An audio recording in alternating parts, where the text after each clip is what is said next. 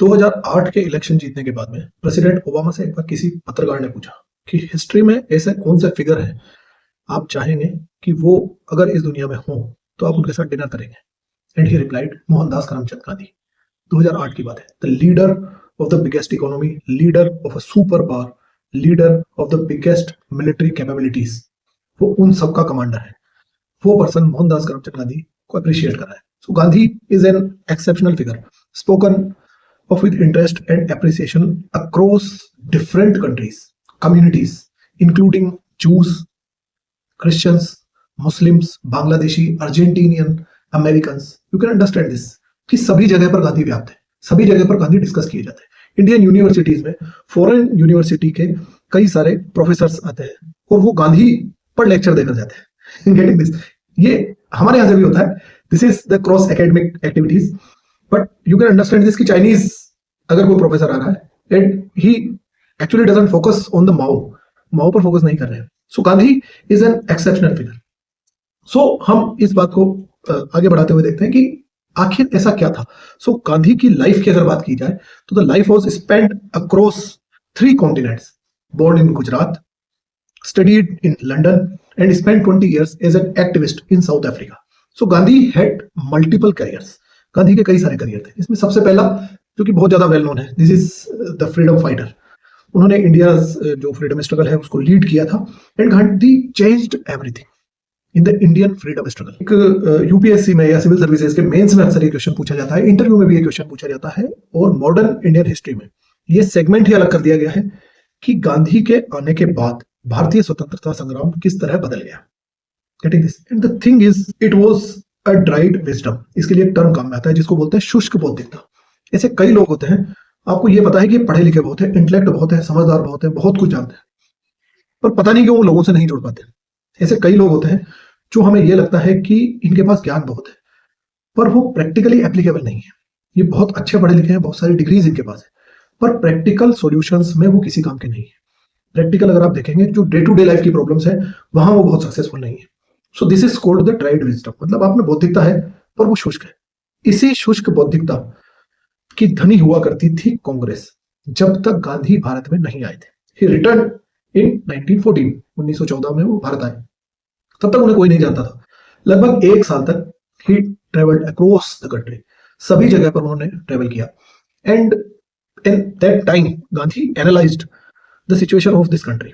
और आखिरकार गांधी का जो इंपैक्ट था इंडियन फ्रीडम स्ट्रगल पर, भारतीय स्वतंत्रता संग्राम पर, वो सबसे बड़ा इंपैक्ट ही यही था कि गांधी आम लोगों को, महिलाओं को, कामगारों को, किसानों को, मजदूरों को, उन सबको स्वतंत्रता संग्राम से जोड़ पाए। गांधी के आने के बाद वो सब स्वतंत्रता संग्राम में इन्वॉल्व हुए। उससे पहले ये लोग नहीं जुड़े हुए थे, क्योंकि वो बौद्धिक बातें, वो इंटेलेक्ट लेवल की बातें होती थी जो इनके समझ में नहीं आती थी, और ये नहीं समझ पाते थे कि हमें आखिर क्या करना है, ये लोग किस चीज की डिमांड कर रहे हैं। जो सेफ्टी वॉल बना था, the concept of safety wall, Congress, वो सेफ्टी वॉल में से क्या चीज लीक हो रही थी, किस चीज की सेफ्टी वो कर रहा था, it was not understandable by common people. Getting this? So firstly Gandhi had a career of freedom fighter. Second, social reformer. हम जानते हैं कि विमेन एम्पावरमेंट, मैं ब्रीफ में बता रहा हूं, विमेन एम्पावरमेंट के लिए और अनटचेबिलिटी के लिए, छुआछूत के विरोध में गांधी ने अच्छा खासा विरोध किया था और अच्छा खासा कार्य किया था। सो दिस इज द सेकंड, कि वो एक समाज सुधारक भी थे, रिलीजियस थिंकर। हिंदू कम्युनिटी में जन्म लेने के बाद भी गांधी की कई अक्रॉस रिलीजन्स बहुत अच्छी मित्रताएं थी कई लोगों से, क्योंकि आप ये समझ सकते हैं कि जो व्यक्ति लगभग 3 कॉन्टिनेंट्स में रहा हो तो वो सभी धर्मों के लिए उनमें एक एक्सेप्टेंस थी, एक टॉलरेंस थी। And he promoted interfaith understanding. Interfaith understanding का मतलब होता है कि किसी एक संप्रदाय वाला दूसरे संप्रदाय का क्या फेथ है, कोई एक धर्म वाला दूसरे धर्म का क्या फेथ है, उनकी क्या परंपराएं हैं, वो क्या चीज फॉलो करते हैं, किस चीज को मानते हैं, उसको किस तरह से कंसिडर करता है। This is the understanding. समझ वाली बात है कि इनके धर्म में ऐसा ही होता है, इट्स ओके, इनके धर्म में ये मान्यता है, ठीक है। वो उस चीज को, तो उसको इंटरफेथ अंडरस्टैंडिंग गांधी में बहुत ज्यादा हुआ करती थी, उसको उन्होंने बहुत प्रमोट किया था। Third, this is the religious thinker, वो एक धार्मिक चिंतक थे। थर्ड इज प्रोफेट, वो एक मैसेंजर ऑफ गॉड की तरह हुआ करते थे, बिकॉज वो कुछ उन थिंकर्स में थे, वैसे लोगों में से थे जिन्होंने बहुत अर्ली एज में मटीरियलिज्म, भौतिकवाद को पहचान लिया था और लोगों को आगाह किया था कि भौतिकवाद एक अच्छी चीज नहीं है और इवेंचुअली ये दुनिया को डुबो देगा। ये एक ऐसी चीज है कि यहीं पर गांधी एनवायरमेंटलिस्ट भी हो जाते हैं, यहीं पर गांधी पर्यावरणविद हो जाते हैं, क्योंकि भौतिकवाद की दौड़ में आज हम देख रहे हैं कि किस तरह से क्लाइमेट एक्शंस और सारी चीजें कॉम्प्रोमाइज हो रही है। क्लाइमेट रिलेटेड कितने थ्रेट्स हम देख रहे हैं, कहीं पर बाढ़ आ रही है, कहां पर भूस्खलन हो रहा है, कहीं पर गर्मी ज्यादा पड़ रही है, कहां पर बारिश नहीं हो रही है, कहां पर ऐसे रीजन में बारिश हो रही है जहां पर कभी बारिश नहीं हुई है। So this is all about the climate and he warned in that time getting this.